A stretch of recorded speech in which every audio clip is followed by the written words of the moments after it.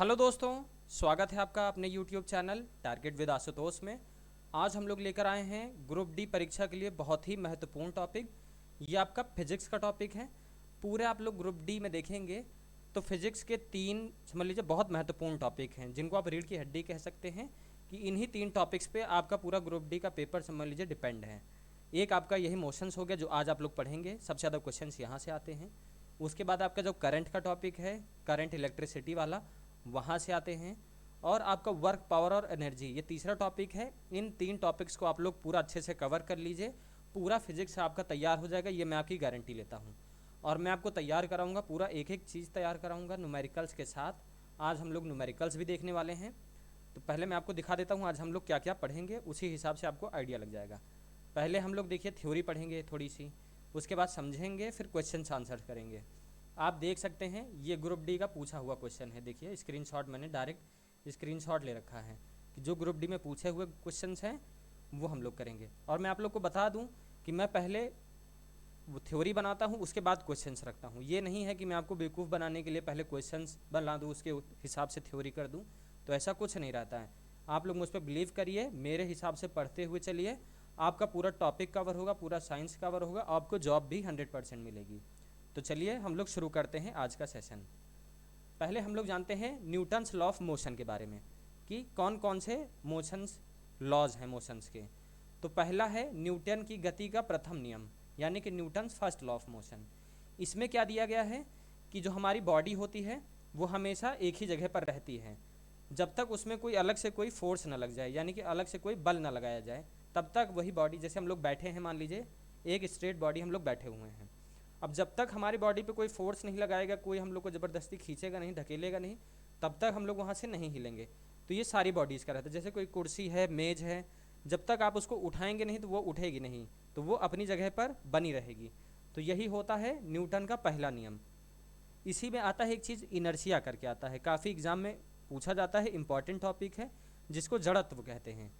ये क्या होता है कि ये भी वही चीज़ है कि कोई भी बॉडी हमेशा रजिस्ट करती है। जैसे कि हम लोग हैं, हम लोग हिलना नहीं चाहेंगे। जैसे कि मैं एग्जांपल से बता दूं, ये देखिए एग्जांपल, ये इनर्शिया। जैसे एक व्यक्ति कार चला रहा है, बैठा हुआ है कार में, अब ये ब्रेक लगाएगा तो ये आगे की तरफ झुक क्यों जाता है? ये इनर्शिया की वजह से झुक जाता है, क्योंकि ये चलना चाहता है, ये गाड़ी के साथ चल रहा है आगे की तरफ, लेकिन इसने ब्रेक लगा दिया तो अब ये जो है यहाँ पर स्टिल था, अब इसने ब्रेक लगाया तो लेकिन इसकी बॉडी तो चल ही रही थी, तो वो आगे की तरफ झुक जाती है। ऐसे ही जब आप लोग बस में खड़े रहते हैं, या मान लीजिए आप बस में खड़े हैं या आप हैं बस में, तो जब बस आपकी अचानक से चलेगी तो आप लोग यहीं खड़ा रहना चाहेंगे, लेकिन जब बस चल जाएगी तो आप लोग अपनी पीछे वाली पोजीशन वापस पाए लेना चाहेंगे, तो आप लोग इसी पोजीशन पे रहेंगे, तो आप लोग पीछे की तरफ झुक जाते हैं, मतलब पीछे की तरफ गिरने लगते हैं जब अचानक से बस चलती हैं। तो यही होता है इनर्शिया। आपको समझ में आ गया होगा उम्मीद करता हूँ। तो ये आपका जड़त्व था और ये पहला नियम था अपना न्यूटन का पहला लॉ ऑफ मोशन। अब हम लोग बात करते हैं क्वेश्चंस की, इस पे कौन कौन से क्वेश्चंस बने थे एग्जाम में। ये तो मैंने अपने आप से किया है, ये क्वेश्चन एग्जाम में नहीं आया था, लेकिन पूरे चांसेज हैं आपके एग्जाम में पूछे जाने के, और किसी न किसी शिफ्ट में पूछा जाएगा। और जो जो मैं आपको बताता चलूँ, करते चलिए, एग्जाम में ज़रूर पूछा जाएगा। पूछा गया है कि कौन से नियम को गैलीलियो का या इनर्शिया का नियम भी कहा गया है, यानी which law is known as Galileo और लॉ ऑफ इनर्शिया। तो आपका करेक्ट आंसर हो जाएगा जो न्यूटन का पहला नियम है चाल का, यानी कि first law of motion Newton का, उसे ही गैलीलियो का लॉ कहते हैं, या लॉ ऑफ इनर्शिया कहते हैं। तो ये काफ़ी इंपॉर्टेंट है, कई बार एसएससी के एग्जाम्स में पूछा गया है, तो रेलवे आपके ग्रुप डी के एग्जाम में ज़रूर पूछा जाएगा, क्योंकि जो फिजिक्स है आपका एक दायरा है उसका निश्चित, ज़्यादा सवाल आप बना नहीं सकते, रिपीट करेंगे ही करेंगे। मैं आपको दिखाऊंगा कि एक ही पेपर में कितने सारे क्वेश्चंस रिपीट हुए हैं। देखिए ग्रुप डी का ये पूछा हुआ क्वेश्चन है, इसमें दिया गया है कि कौन सा है जो Newton first law of motion को फॉलो करता है, कौन सा ऐसा चीज़ है, नीचे दिया गया है कि जो पहले न्यूटन के लॉ को वो रिलेट करता है। जैसे कि जब हम पैडल चलाना बंद कर देते हैं तब साइकिल धीरे धीरे धीमी हो जाती है। ये तो आपका फ्रिक्शन का हो गया कि जब आप पैडल मारना रोक देंगे तो आपकी साइकिल भी धीरे धीरे रुक जाएगी, वो तो आपका फ्रिक्शन का थोड़ा सा आ गया वहाँ पर। लेकिन यहाँ पर देखिए, व्हेन अ बस starts suddenly the passengers receive a backward jerk, ये करेक्ट आंसर हो जाएगा, क्योंकि मैंने अभी आपको बताया था इनर्शिया में क्या होता है कि वो आप पुरानी पोजीशन पे वापस रहना चाहते हैं। तो क्या होता है, जब बस अचानक से चलेगी तो आप लोग अपनी पीछे को झुक जाएंगे, यानी कि पीछे को टिल्ट हो जाएंगे। यही मैंने आपको पीछे बताया था, तो यही एग्ज़ाम में पूछा है। और आप लोग देखिए, जो जो मैं पढ़ाता हूँ वो एग्ज़ाम्स में आते हैं और आएगा भी, मैं आपको बता रहा हूँ 100% आएगा। आप लोग निश्चिंत होकर पढ़ाई करिए अपनी। आप लोग को अगर मुझ पर विश्वास नहीं तो आप लोग कहीं और भी देख सकते हैं, वहाँ आपको अच्छा मिल जाए। तो पढ़ने से मतलब है नौकरी चाहिए, कहीं भी पढ़ा जाए। आगे देखते हैं। अब पैसेंजर है, देखिए फिर से वही आ गया, कितने सारे क्वेश्चन रिपीट हो रहे हैं। ये ग्रुप डी का ही पूछा हुआ क्वेश्चन है, अपने आप से कोई क्वेश्चन नहीं है, अलग का नहीं है। जब भी आप लोग इसमें दिया गया है, देखिए क्वेश्चन हिंदी में मुझे मिल नहीं पाया था तो इंग्लिश में है, मैं हिंदी में बोल दूंगा, आप लोग को समझ में आ जाएगा। अगली बार से मैं हिंदी और इंग्लिश दोनों बाइलिंगुअल रखूँगा, आप लोग उसकी टेंशन मत लीजिए। आज यहाँ मैं हिंदी में पूरा समझा दूंगा, आप लोग को समझ में आ जाएगा। जो पैसेंजर होते हैं वो आगे की तरफ जब गाड़ी ब्रेक लगाती है तो पीछे की तरफ हो जाते हैं, जब ब्रेक लगाती है आगे की तरफ हो जाते हैं, और जब एक्सेलरेट करती है, जब गाड़ी चलने लगती है तो हम लोग पीछे की ओर हो जाते हैं। तो वो किसकी वजह से होता है, तो अभी अभी मैंने बताया था इनर्शिया की वजह से होता है। तो ये चीज़ समझ में आ गई होगी। अब आगे बढ़ते हैं, दिखाते हैं। थ्योरी पे आ जाइए। मोमेंटम क्या होता है, मोस्ट इंपॉर्टेंट टॉपिक। मोमेंटम क्या होता है, कई बार एग्जाम में आपके पूछा गया है। मोमेंटम जो होता है वेग, मोमेंटम को वेग भी कहते हैं। तो मोमेंटम क्या होता है कि जो आपके मास होता है और गुणे वेलोसिटी, यानी कि द्रव्यमान गुणे वेग आपका मोमेंटम हो जाता है। इसकी एसआई यूनिट बहुत ज़्यादा इंपॉर्टेंट है, कई बार एग्जाम में भी पूछी गई है, आपको देखने को मिलेगी। ये फॉर्मूला आपको याद होना चाहिए। मोमेंटम जो होता है आपका मास इंटू वेलोसिटी होता है, यानी कि द्रव्यमान गुणे वेग होता है मोमेंटम। क्योंकि ये वेग ही होता है मोमेंटम आपका एक तरीके से, लेकिन इसमें भार भी होता है, बस आप लोग ऐसे याद रखिए, ठीक है। जैसे वेलोसिटी होता है ये भी वेग होता है, कोई भी चाल होती है वो वेग ही होती है। तो खाली इसमें जिसमें मास आ जाता है, जिसमें भार आ जाता है, द्रव्यमान आ जाता है, वो मोमेंटम हो जाता है। अब हम लोग न्यूटन गति का द्वितीय नियम पढ़ेंगे, यानी Newton second law of motion. इसमें क्या होता है कि the rate of change in momentum, यानी कि जो आपका वेग होगा उसमें बदलाव जो होता है वो डायरेक्टली प्रोपोर्शन होता है फोर्स के और एक्सेलरेशन के। अब मैं आपको ऐसे बताता हूँ, जैसे कि आपको ये फार्मूला देख लीजिए। फोर्स होता है मास इंटू एक्सेलरेशन, यानी कि force into mass into acceleration, जिसमें कि एफ फोर्स होता है, मास एम मास होता है, ए एक्सेलरेशन होता है। इसमें दिया गया है कि इसमें जो चेंज होता है मोमेंटम, ये आपका किस पे, अगर आप कोई फोर्स लगाएंगे, एक बात बताइए, कोई भी बॉडी जैसे रखी है, आप उस पर ताकत लगाएंगे तभी तो वो चलेगी। तो मोमेंटम यही होता है कि जब तक उसमें जितना फोर्स लगाया जाएगा तभी उसमें कोई चाल आएगी, यानी एक्सेलरेट होगा, वो चलेगा आगे की ओर।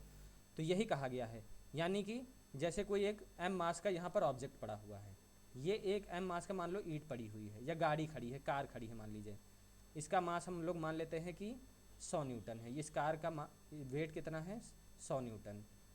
अब हम लोग यहाँ पर फोर्स लगा रहे हैं, इसका भार कितना है, मास ये है।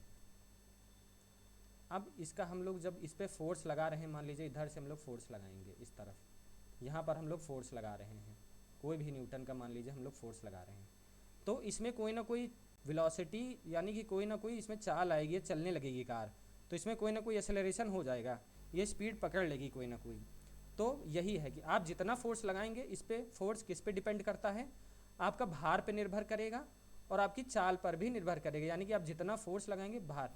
अब मान लीजिए 200 न्यूटन की अगर कार आ जाएगी, 200 केजी की, मान लीजिए केजी की कार आ जाएगी, केजी करिए यहाँ पर, यानी कि 200 किलो की अगर कार आ जाएगी तो हम लोग को ज़्यादा ताकत लगानी पड़ेगी। तो सीधा सीधा पता चल रहा है कि डायरेक्टली प्रोपोर्शनल है। और अगर यहाँ पर 50 किलो की कार आ जाएगी तो हमको आधी ताकत लगानी पड़ेगी। तो भार पे पूरा निर्भर कर रहा हमारा फोर्स। और इसी पे मान लीजिए 50 केजी की हमारी कार होगी, और हम लोग जब इस पर जितना भार 100 केजी वाली कार पे लगा रहे थे, उतना ही भार अगर हम 50 किलो वाली कार पे लगाएंगे तो इसकी चाल डबल नहीं हो जाएगी, बढ़ जाएगी। तो यही इसका मतलब है कि ये फोर्स जो है डायरेक्टली जितनी ताकत लगाएंगे भार पे निर्भर करेगा और आपके एक्सेलरेशन पर भी निर्भर करेगा। तो यही सेकेंड लॉ ऑफ मोशन में कहा गया है, the rate of change in momentum directly proportional to applied force और takes in direction of force, takes place in direction of force. जिस दिशा में हम लोग ताकत लगाएंगे उसी दिशा में गाड़ी चलेगी। तो यही Newton second law of motion है। अब बात करते हैं सेकेंड लॉ ऑफ मोशन के क्वेश्चंस कैसे कैसे आए थे। अब मैंने एसआई यूनिट आपको बताई थी मोमेंटम की। एसआई यूनिट क्या होती है, यहाँ से देखिए, किलोग्राम मीटर पर सेकेंड। तो यहाँ क्योंकि किलोग्राम आप लोग देखेंगे, किलोग्राम किस में, मास किस में होता है, किलोग्राम में होता है, केजी में होता है आपका वेट।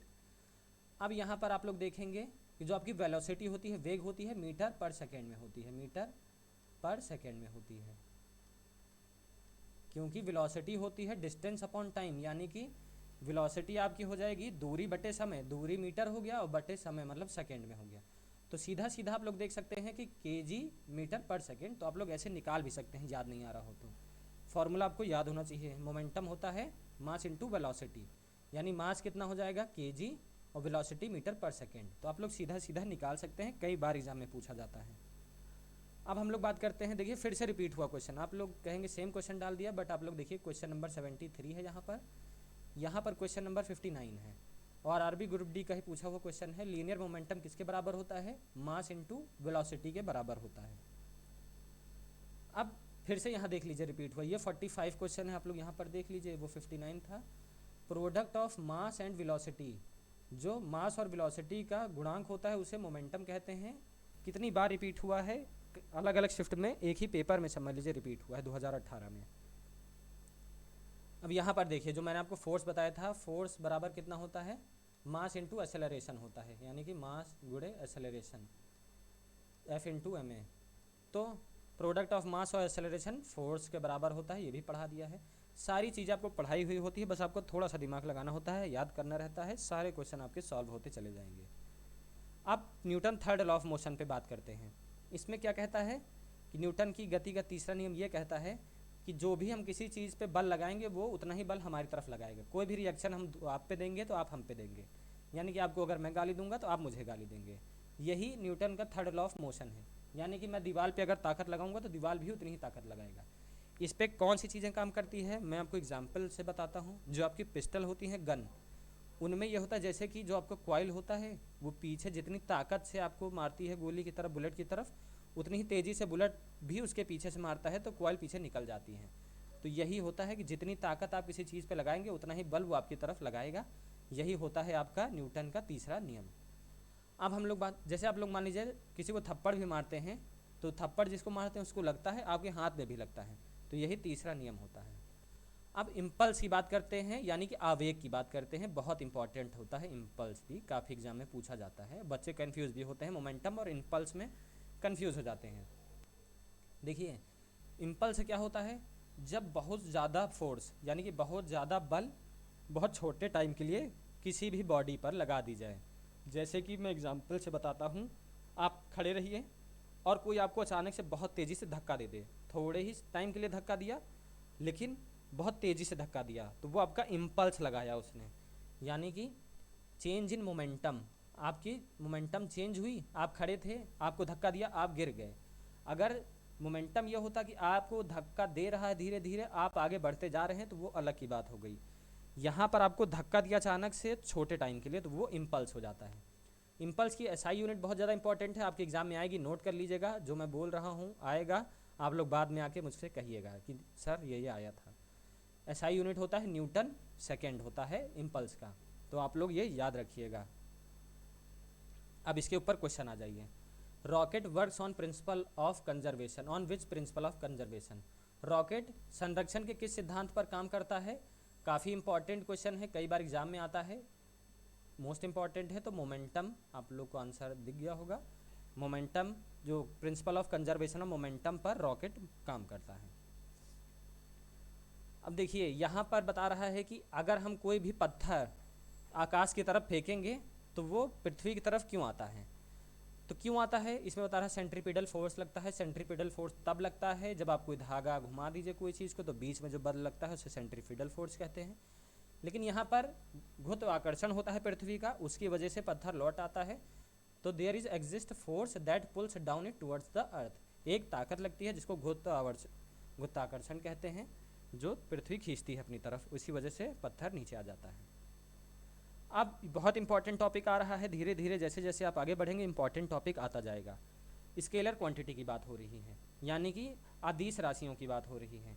अदिश राशियाँ कौन कौन सी होती हैं, जिनमें परिमाण होता है लेकिन कोई दिशा नहीं होती, यानी कि ऐसी राशियाँ, ये physical quantities that have magnitudes but do not have direction, यानी इनमें दिशा नहीं होती है खाली परिमाण होता है, मैग्नीट्यूड होता है। जैसे कि एग्जाम्पल मास हो गया, स्पीड हो गई। जैसे मास हो गया आपका, कोई भार हो गया, कोई चीज़ रखी है तो कोई दिशा बता रहा है, वो एक जगह आपकी रखी हुई है ज़मीन पर लेकिन कोई दिशा नहीं बता रहा है, तो वो आपका मास हो गया। स्पीड है, आप पूछ रहे हैं कि किस चाल से चल रहे हैं, उसमें दिशा नहीं बता सकता आप। जैसे 100 की स्पीड से चल रहे हैं, 50 की स्पीड से चल रहे हैं, लेकिन उसमें दिशा निर्धारित नहीं है। अब इसमें आपको बता देते हैं वर्क हो गया, तो ये भी आपकी स्केलर क्वांटिटी है, कई बार एग्जाम में पूछी जाती है, बहुत इंपॉर्टेंट है।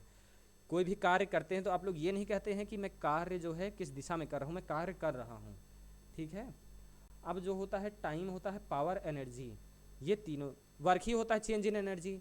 तो यानी कि जब एनर्जी स्केलर है यानी आदिश है, तो आपका वर्क भी आदिश होगा, यानी कि ऊर्जा आपकी आदिश राशियाँ हैं, तो वर्क भी आपका कार्य भी आदिश संख्या होगी। अब हम लोग बात करते हैं वेक्टर क्वांटिटीज़ की, यानी कि सदिश राशियों की।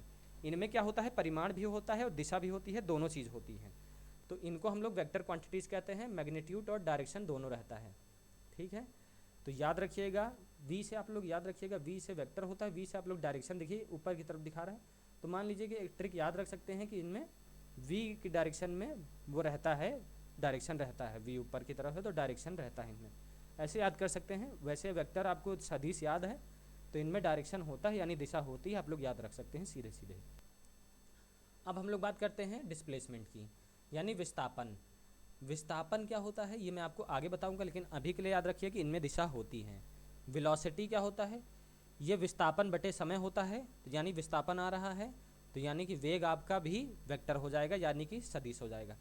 एक्सेलरेशन क्या होता है, जो आपका वेग होता है, त्वरण, जो आपका त्वरण होता है, ये आपका वेग बटे चाल ही तो होता है, वेग बटे समय ही तो होता है। तो जहाँ जहाँ वेलोसिटी आएगी या डिस्प्लेसमेंट जहाँ जहाँ आएगा वहाँ वहाँ आपको सारी चीज़ें वेक्टर मिलेंगी।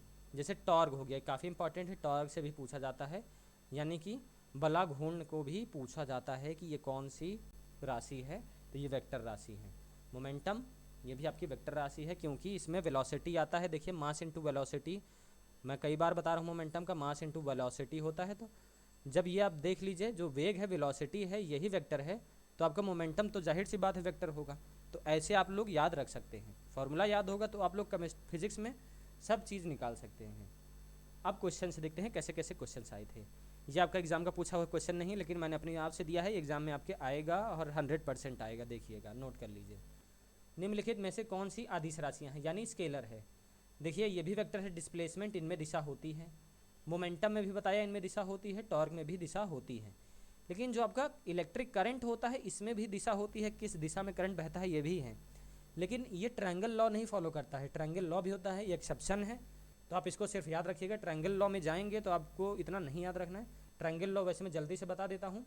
जैसे कोई भी वेक्टर क्वांटिटी है, ये दो वेक्टर क्वांटिटी हैं, तो इन दोनों का जो प्रोडक्ट होगा वो इसके रिजल्टेंट के बराबर होगा, तो यही ट्रायंगल लॉ होता है, ठीक है। ये ए ये बी दोनों मिलकर सी बनाएंगे, ये चीज़ें आपको ट्रायंगल लॉ होता है, तो ये आपको पढ़ने की ज़रूरत नहीं है, लेकिन मैं बता दे रहा हूँ। इलेक्ट्रिक करंट में दिशा होती है लेकिन ये ट्रायंगल लॉ को फॉलो नहीं करता है, इसलिए खाली इकलौता इलेक्ट्रिक करंट है जो स्केलर क्वांटिटी होता है दिशा के बावजूद।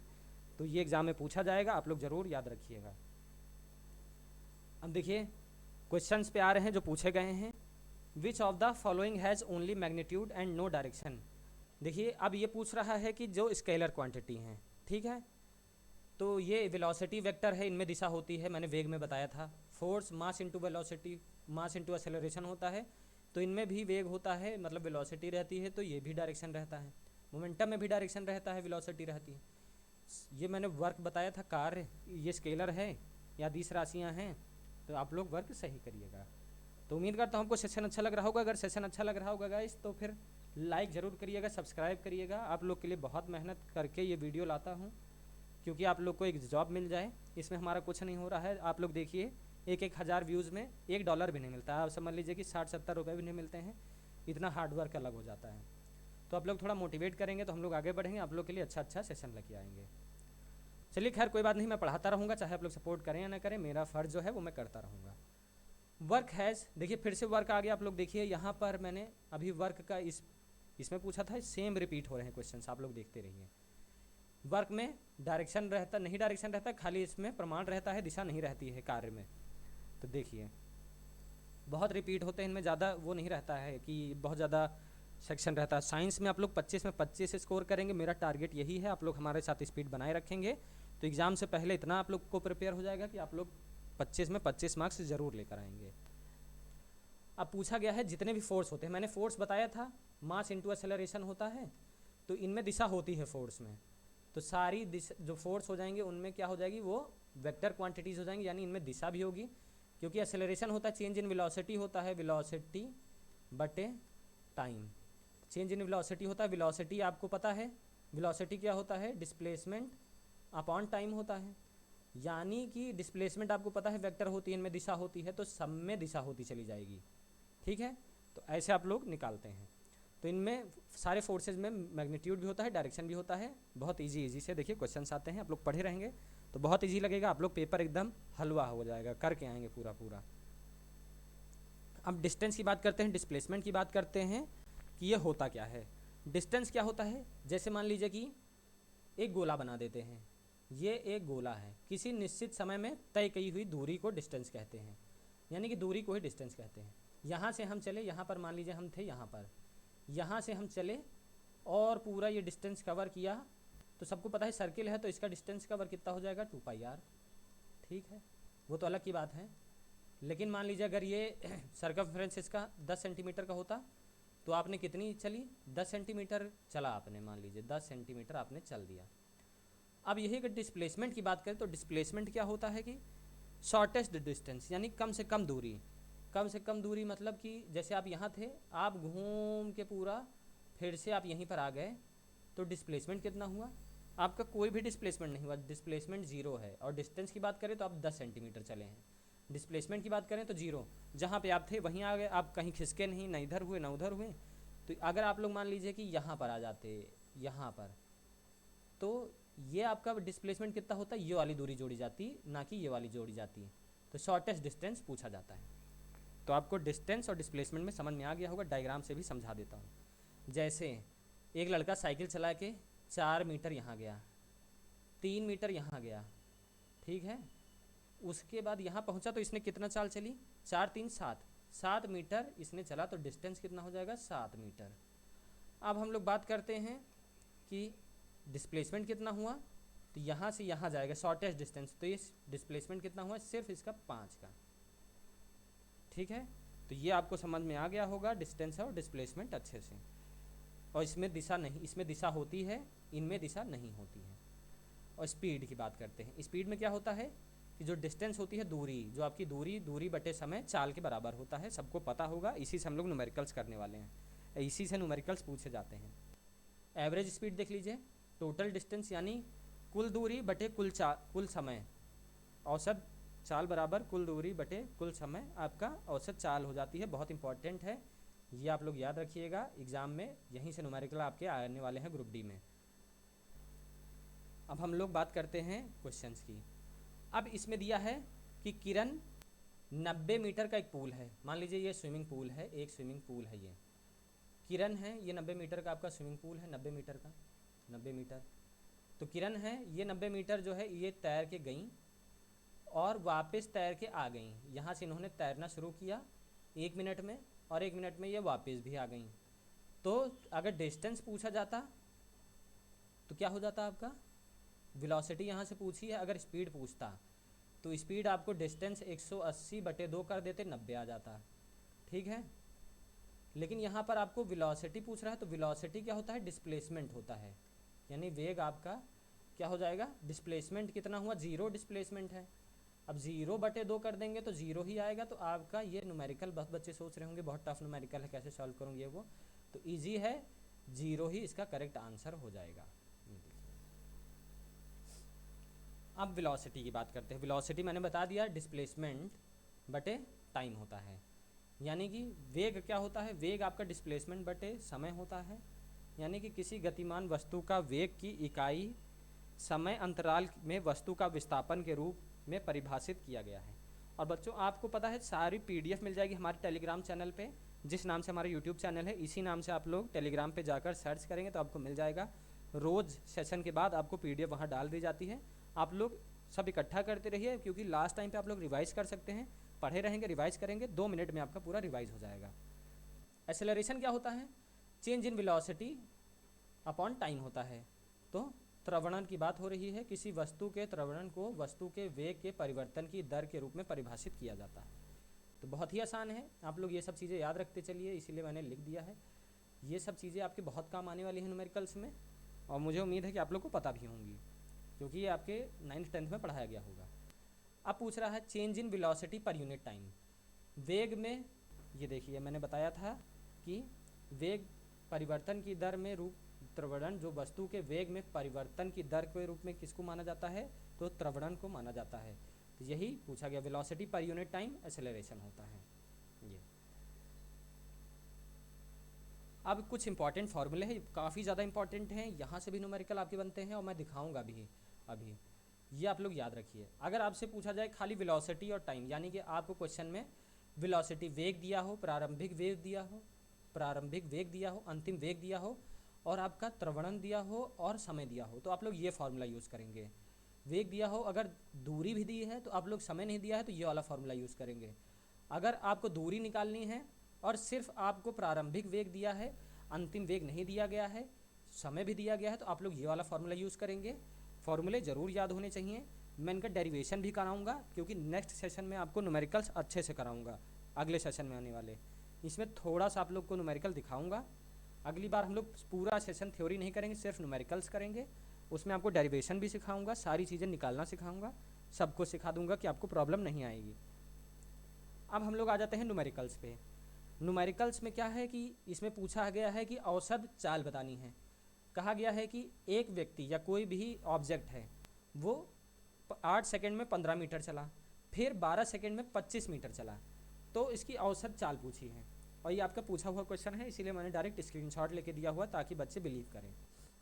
अब देखिए हमने क्या बताया था, औसत चाल बराबर क्या होता है? औसत चाल बराबर आपका हो जाएगा टोटल डिस्टेंस, यानी कि कुल दूरी बटे कुल समय। तो आपकी कुल दूरी कितनी है? 25 + 15 कितनी हो जाएगी? 25 + 15, ये आपका कुल दूरी हो जाएगा, औसत चाल बराबर। अब कुल समय कितना है? 12 + 8, 12 में 8 जोड़ दीजिए, कितना हो जाएगा? 12 + 8, ये आपका हो जाएगा, कितना हो जाएगा?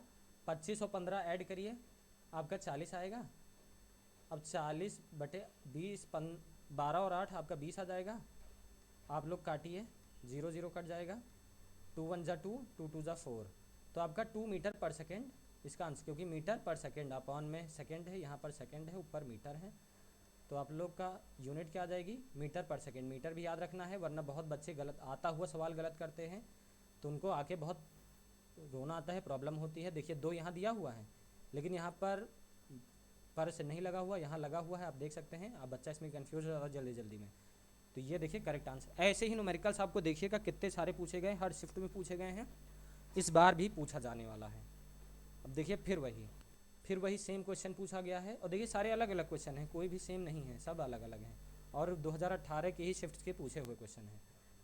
एक ऑब्जेक्ट है, 20 मीटर 6 सेकंड में चला, फिर 30 मीटर 4 सेकंड में चला, तो टोटल कितना चला? 20 30 50 चला। आप लोग यहाँ से करिए, 50 चला। अब टोटल कितना? 6 और 4 समय कितना है? 10, तो सीधा सीधा आप देखेंगे ये कट जाएगा 5 मीटर पर सेकेंड, ये करेक्ट आंसर हो जाएगा। सोचिए कितना ईजी है, एक एक सेकंड में आप लोग आंसर निकालेंगे। अब यहाँ पर आ जाता है, ये थोड़ा पॉइंट में आता है, बच्चों को दिक्कत होती है, बट कोई दिक्कत वाली बात नहीं है।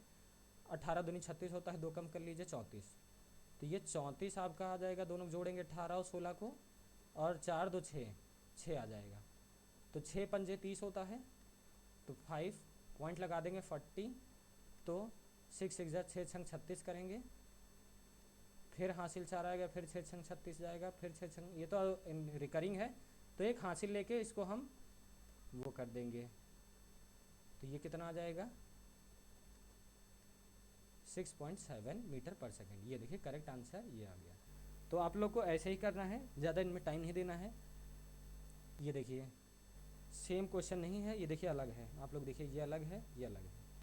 20 और 15 आपका कितना हो गया? 35, 35 में 6, क्योंकि 4 और 2 6 होता है, 6 करिए, 6 पंजे 30 हो जाएगा। पॉइंट लगाएंगे तो आपका आ जाएगा 50, 6 8 48 और उसके बाद 20 आएगा 3, आगे आ जाएगा 2। तो आप स्किप कर सकते हैं, इतना 2 डिजिट तक लेना रहता है। अब ये देख लीजिए करेक्ट आंसर आपका यही हो जाएगा। और यूनिट याद रखिएगा मीटर पर सेकेंड। ये देखिए यहाँ भी क्वेश्चन पूछा गया है, कितने सारे क्वेश्चन पूछे, 18 और 18 गया तो 18 दूनी 36 और कितना गया है ये आपका 6 और 4 10 सेकेंड टोटल समय हो गया। तो अगर ये 0 हटेगा तो यहाँ पॉइंट लग जाएगा, 3.6 आपका आंसर हो जाएगा। ये देखिए इतना ही सिंपल सा क्वेश्चन पूछे जाते हैं। न्यूमेरिकल्स भी बहुत सिंपल पूछे जाते हैं, वो भी मैं कराऊंगा। और ज़्यादातर न्यूमेरिकल्स वर्क पावर एनर्जी का पूछा जाता है, वो कराऊंगा, उसको अच्छे से करना है। वहाँ से थोड़े डिफ़िकल्ट भी आते हैं, वहाँ आप लोग बच्चे गलत करते हैं, वो करना है।